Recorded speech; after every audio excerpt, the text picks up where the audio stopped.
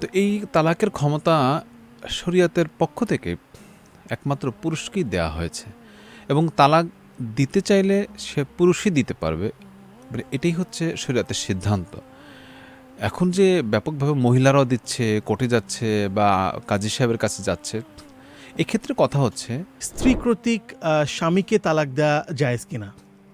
ব্যাপকভাবে এটা ঘটছে ইদানিংকালে, শোনা যায় এবং এই ধরনের প্রশ্ন আমাদের কাছে আসলে আসতেই থাকে।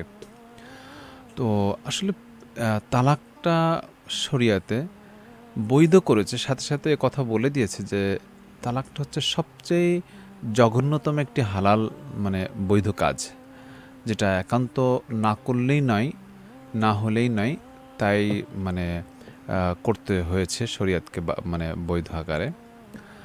তো এই তালাকের ক্ষমতা শরিয়াতের পক্ষ থেকে একমাত্র পুরুষকেই দেয়া হয়েছে এবং তালাক দিতে চাইলে সে পুরুষই দিতে পারবে। মানে এটাই হচ্ছে শরিয়তের সিদ্ধান্ত।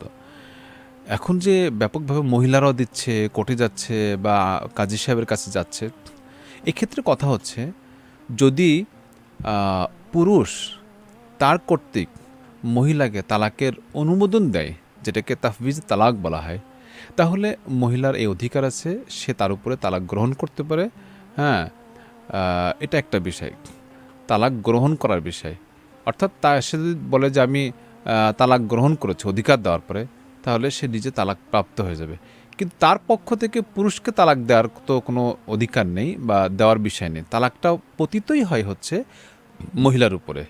হ্যাঁ, এই জন্য তালাক গ্রহণ করার বিষয় হচ্ছে মহিলার পক্ষ থেকে, সে পুরুষকে দিতে পারবে না। এখানে প্রশ্ন যেটা করা হয়েছে বা আমাদের যেই ভাই প্রশ্ন করেছেন, আসলে উদ্দেশ্য কিন্তু এটাই যে অহরহ যে তালাকটা হয় মহিলাদের পক্ষ থেকে, সেই বিষয়টাকে কেন্দ্র করেই বা চিন্তা করেই করেছেন। তো মহিলাদের পক্ষ থেকে অধিকার দিলে করতে পারবে। আমাদের দেশে যে মানে নেকাহনামা আছে, সেই নেকাহনামার 18 নম্বরে বেশ কিছু শর্ত সারাত দেওয়া আছে। সেই শর্ত সারাতগুলো উল্লেখ করার পরে ছেলে এবং মেয়ের কাছ থেকে সিগনেচার নিয়ে নেওয়া হয়।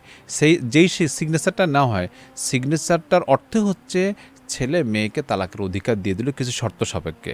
এখন মেয়ে যখন কাজীর কাছে যে বা কোর্টে তালাক দিয়ে দিচ্ছে, দেখার বিষয় হচ্ছে ওই শর্তগুলি কি পাওয়া গেছে কি যায়নি। যদি ওই শর্তগুলি পাওয়া যায়, তাহলে তাকে অধিকার দেওয়ার সাপেক্ষে সে তালাক গ্রহণ করে নিলে বা তালাকটা কবুল করলে তালাক হয়ে যাবে, অন্যতবা হবে না। অর্থাৎ শর্তগুলো মিল থাকতে হবে, তাকে আবার অধিকারও দিতে হবে। এভাবেই ব্যাস বিষয়টা বোঝাটা সহজ। জি।